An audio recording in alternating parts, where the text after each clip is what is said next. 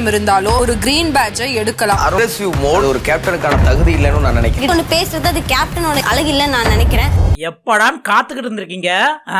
என்ன அப்படின்னு பாத்தீங்கன்னா, கேப்டனுக்கு ஆப்பு வைக்கிறாப்ல போன வாரத்துல இருந்து கேப்டனுக்கு ஒரு சேலஞ்ச் கொடுத்துருக்காங்க. அது என்ன அப்படின்னு பாத்தீங்கன்னா, கேப்டனோட வழிநடத்துதல் ஏதாவது தப்பா இருந்தாலோ இல்ல அவங்க வன்மத்தோட செயல்பட்டாலோ இல்ல கேர்லஸா இருந்தாலோ அவங்க கேப்டன் பதவியை பறிக்கிறாப்ல சில விஷயங்கள் பண்ணப்பட்டிருக்கு. அதுல போன டைம் அருணுக்கு வந்து முதுகுல வந்து ரிப்பன் 5 ரிப்பன் கொடுத்திருந்தாங்க. அந்த 5 ரிப்பனை வந்து ஃபுல்லா பறிச்சுட்டானா அவர் கேப்டன் பதவியில இருந்து நீக்கிடுவாங்க. ஆனா அந்த வீக் வந்து ஃபுல்லாவே நடக்கல. காரணம் என்ன அப்படின்னா 2 நாள் தான் அந்த ரிப்பனோட அலைஞ்சாரு. மீதி இடையில இருந்த 3 நாள் வந்து ஃபுல் டாஸ்க் வந்ததுனால அது அந்த அவ்வளவு சுவாரஸ்யமா நடக்கல. 2 பேர் தான் ஆனந்தியும் மஞ்சரியும் பறிச்சாங்க. ஆனா மஞ்சரிக்கு இப்ப என்ன சேலஞ்ச் கொடுத்திருக்காங்க அப்படின்னு பாத்தீங்கன்னா 3 பேட்ச் கொடுத்திருக்காங்க. அது வந்து அவங்க ட்ரெஸ்ஸிலே வந்து ஹூக் பண்ணி வச்சிருப்பாங்க. ஏதாவது கேப்டன் வந்து அலட்சியமா இருந்தாலோ இல்ல பாரபட்சமா இருந்தாலோ அந்த கிரீன் பேட்சை வந்து யாருனாலும் எடுக்கலாம் அப்படின்னு சொல்லி வாய கூட முடலங்க.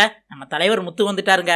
முத்து வந்து என்ன பண்ணாரு அப்படின்னு பாத்தீங்கன்னா, இதுக்கு முன்னாடி நடந்த பிரச்சனை அருண் கூட வந்து அந்த மோக் பண்றாங்க அப்படின்னு சொல்லி ஒரு பிரச்சனை நடந்தது இல்ல, அதாங்க அந்த ராணாவை கூட வந்து எகிரி குதிச்சு அந்த பிரச்சனையை பேஸ் பண்ணி தான் வந்து அந்த பேட்சை எடுக்கிறாங்க. என்ன அப்படின்னு பாத்தீங்கன்னா, அருண் வந்து மார்க் பண்றான் அப்படிங்கிறதுக்கு மாதிரி அவங்களே வந்து அதை மார்க் பண்ணி ரொம்ப அக்ரெசிவா அருண் மாதிரியே மோக் பண்ணி காமிச்சு அதுல சரியான டிசிஷன் எடுக்கலையோ அப்படிங்கிற மாதிரி வந்து முத்து எடுக்கிறாரு.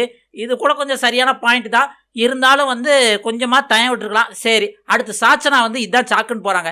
சாச்சனா மேட்டர்ல என்ன அப்படின்னு பாத்தீங்கன்னா, இதுக்கு முன்னாடி பெண்கள் மீட்டிங் நடக்கையில வந்து மஞ்சரி வந்து நேற்று இந்த கிராசரி பிரச்சனையில வந்து சாச்சனா அழுதாங்க, சாச்சனா தான் காரணம் அப்படின்னு சொன்னாங்களே, அந்த விஷயத்த பேசல சாச்சனாவை போட்டு உடைச்சிட்டாங்க. சாச்சனா என்ன சொல்றாங்கன்னா, என்ன மட்டும் ஏன் சொல்றீங்க, ஏன் ஜாக்லினை சொல்ல முடிக்கிறீங்க இல்ல அன்சிதாவை சொல்ல முடிக்கிறீங்க அப்படிங்கிற மாதிரி வந்து சொல்லி அந்த இடத்துல சாச்சனாவுக்கு ஒரு நெகட்டிவ் கிரியேட் பண்ற மாதிரி வந்து பேசுனது சாச்சனாவுக்கு சுத்தமாக பிடிக்கல. அது மட்டும் சொல்ல முடியாது, அதுக்கு முன்னாடியே மஞ்சரி பல விஷயங்களை வந்து சாச்சனாவுக்கு பிடிக்கல.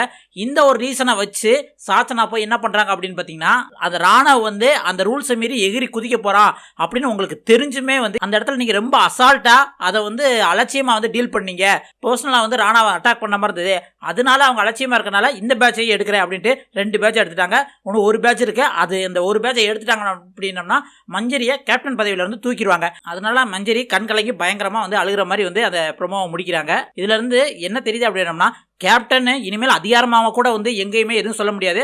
அப்படி சொன்னோம்னா அவங்களே கேப்டன் பதவியில இருந்து ஈஸியாக இறக்கிறதுக்கான வழிமுறைகள் வகுக்கப்பட்டிருக்கு அப்படின்னு தான் நம்மளுக்கு தோணுது. இதை பத்தி நீங்க என்ன நினைக்கிறீங்க அப்படிங்கிறத மறக்காம கமெண்ட்ல சொல்லுங்க.